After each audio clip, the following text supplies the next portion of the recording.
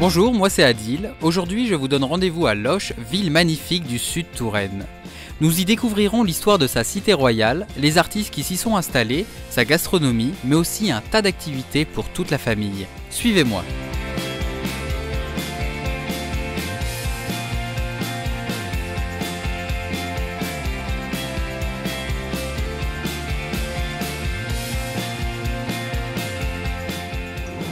Bonjour Isabelle. Bonjour Adil. Comment tu vas? Très bien, merci et toi? Parfaitement. Bah écoute, assieds-toi. Donc Isabelle, nous sommes dans une ville que tu connais bien, Loches. Merci. Oui, et pour cause, je travaille à 2 pas d'ici, à l'office de tourisme Loches-Touraine, Château de la Loire. Donc encore une fois, tu seras mon guide pour cette nouvelle aventure. Alors qu'est-ce qu'on peut faire? Alors, je t'ai concocté un circuit dans la ville, mais pour commencer, je voudrais t'emmener faire un tour de marché. On y va? Je te suis.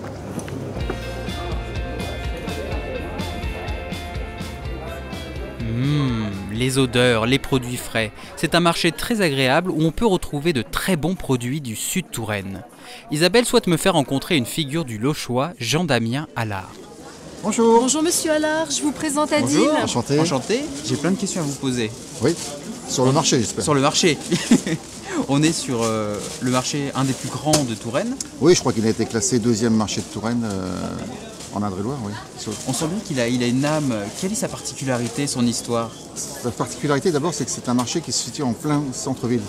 C'est-à-dire que tous les mercredis et tous les samedis, la ville est complètement fermée à la circulation, ce qui fait une cohésion extraordinaire entre les commerçants sédentaires et les commerçants non sédentaires. Il y a une fusion qui se fait entre les deux et qui marche très bien depuis très longtemps d'ailleurs. Sa spécificité aussi, c'est de faire venir tous les producteurs locaux du sud Lochois qui viennent soit présenter, soit vendre leurs produits. Enfin, principalement vendre leurs produits, mais surtout les présenter et se faire connaître. Vous avez des chiffres clés à nous donner? Nombre d'exposants, visiteurs? Qu'on se fasse une idée un peu de l'ampleur du En marché. période estivale, c'est-à-dire de début juin à fin septembre, début octobre, il y a une centaine de commerçants non sédentaires qui envahissent la ville. Et en période non intermédiaire, ils sont à peu près dans les 80, si vous voulez. C'est assez extraordinaire, il y a très peu de villes qui ont un marché, qui ont 2 marchés comme ça en centre-ville. Un marché d'exception avec des beaux produits. Je crois. Hein. Je vous remercie pour ces informations. Avec Isabelle, nous allons continuer à faire notre marché. Voilà. On va remplir Au revoir. le Merci panier. beaucoup. Merci, bonne journée. Au revoir.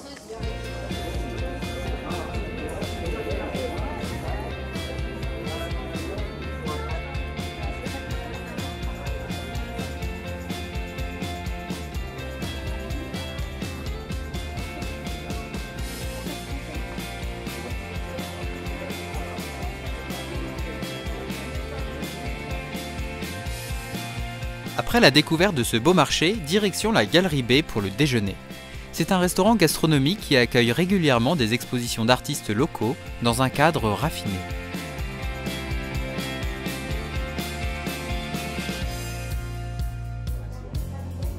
Adil, je te propose de rencontrer Pascal Dechambre, qui fait partie du réseau des Gritters.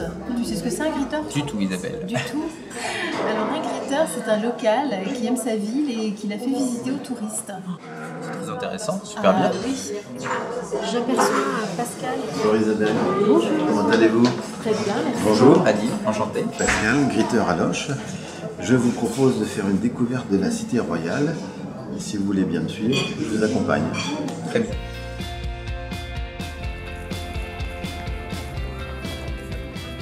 Alors, nous arrivons ici devant la merveilleuse cité royale de Loches et nous allons entrer dans celle-ci par la porte royale. La porte royale est aujourd'hui le seul moyen d'accès à cette cité. Il existe en fait différentes portes autour de cette cité royale qui est ceint entièrement de remparts et qui fait environ 2 km de périmètre. Loches est une ville qui est vraiment campée sur un éperon rocheux. Ça lui donne de la hauteur avec des remparts absolument imprenables. Et d'ailleurs, en fait, Loches n'a jamais été véritablement pris au cours des différents assauts qu'il y a pu y avoir. C'est par cette porte en fait principale qu'arrivaient tous les visiteurs qui allaient voir le roi et que la cour vivait. Cette porte royale est un édifice plutôt militaire, un peu austère comme on voit. Et il faut concevoir bien évidemment qu'il y avait là des portes et des ponts à levis qui fermaient l'entrée de l'enceinte et que ça permettait donc en cas d'invasion effectivement de fermer l'ensemble de la cité. Alors, petite parenthèse, parce qu'évidemment tout le monde connaît Jeanne d'Arc, et Jeanne d'Arc est venue ici, à Loches, où elle cherchait effectivement à l'époque Charles VII, et on lui avait donné de mauvaises indications. Donc elle est passée ici de manière à essayer de trouver le roi Charles VII, puisqu'elle avait toujours l'intention de l'y envoyer. Donc on va passer sous un endroit où Jeanne d'Arc est passée, mais comme d'autres, comme François Ier, comme Charles VII, comme Agnès Sorel, comme Gonzague Saint-Brie, il n'y a pas longtemps.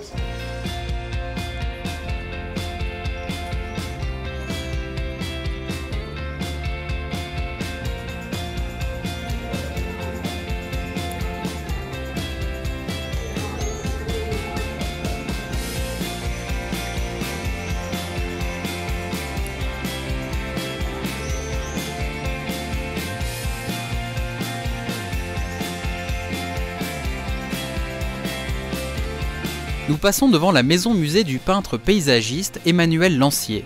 C'est dans sa maison de famille que le musée a été installé, présentant ses propres œuvres ainsi que de splendides collections de gravures réalisées par les plus grands peintres des 18 et 19e siècles.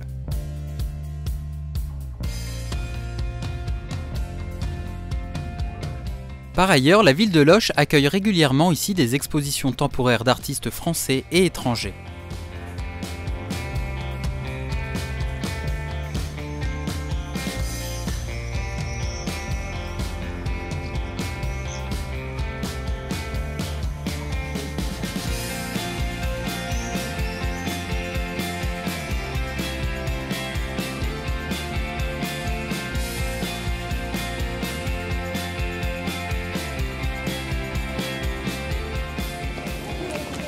Il y a même un restaurant. La vue doit être splendide. J'ai prévu de t'y emmener ce soir et la vue depuis la terrasse est à 360 degrés.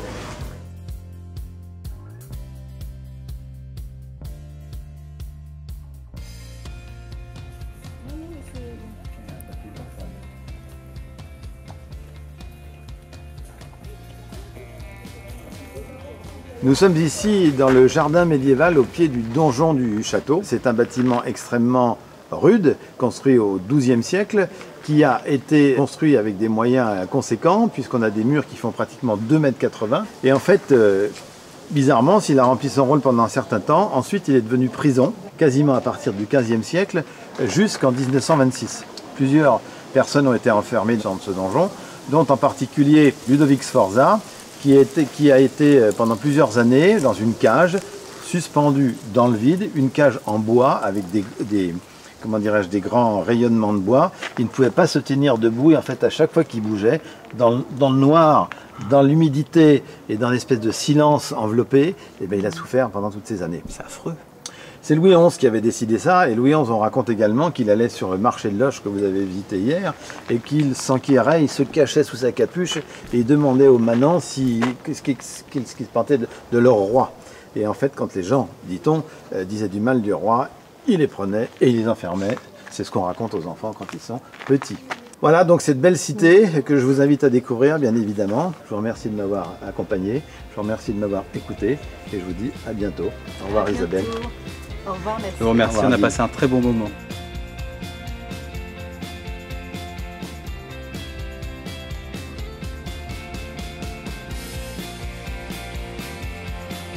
La visite n'aurait pas été complète sans voir les 2 Caravages découverts en 2005 dans les greniers de l'église Saint-Antoine. Les 2 toiles dites du célèbre peintre italien Caravage, spécialiste du clair-obscur au tout début du XVIIe siècle, attirent de nombreux visiteurs chaque année.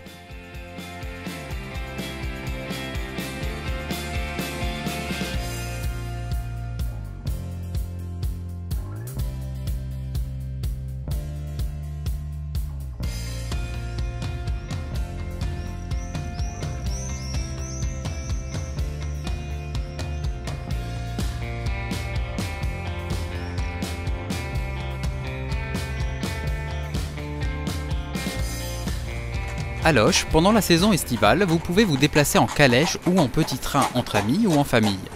Pour plus de renseignements, vous pouvez contacter l'office de tourisme de Loches. Bon, les visites historiques, c'est bien, mais maintenant place à la détente. Et ça, c'est ma grande spécialité.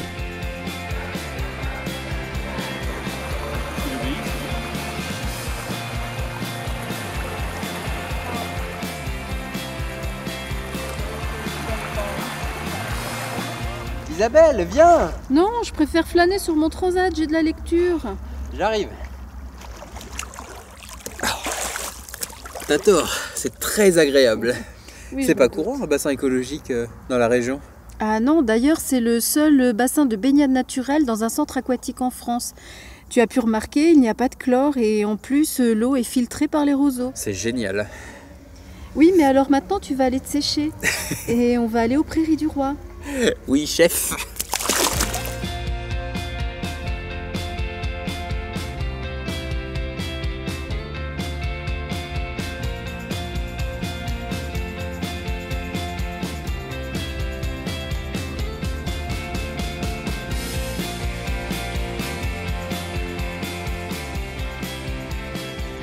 Alors Adil, ça te plaît les Prairies du Roi? C'est très poétique comme endroit, j'aime beaucoup. Isabelle, est-ce qu'on peut faire des ateliers sur le site? Oui, tout à fait. Il y a une association Couleurs Sauvages qui en propose et il y a plusieurs thèmes. Alors tu peux aller distinguer les plantes sauvages, tu peux aussi observer les petites bêtes en milieu naturel et tu peux, comme aujourd'hui, aller peindre dans la nature. Il y a un atelier d'ailleurs que je voulais te proposer. Ça doit être sympa à voir. Tout à fait. Donc on y va? Je te propose d'y aller. Bah, très bien, je te suis.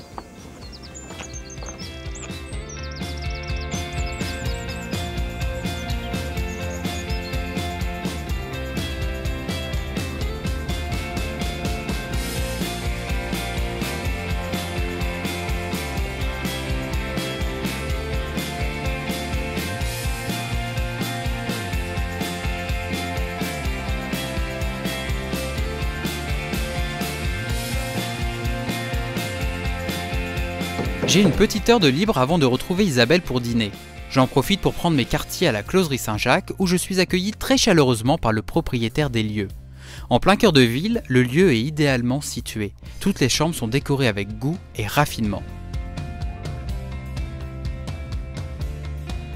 Je dois avouer qu'Isabelle a bien assuré aujourd'hui. J'ai passé une journée merveilleuse à Loches et qui se finit en beauté au restaurant Le Vicariat, au cœur de la cité royale de Loches. Il est temps pour moi de vous quitter, mais je vous donne rendez-vous très bientôt pour un prochain épisode de Suivez le guide.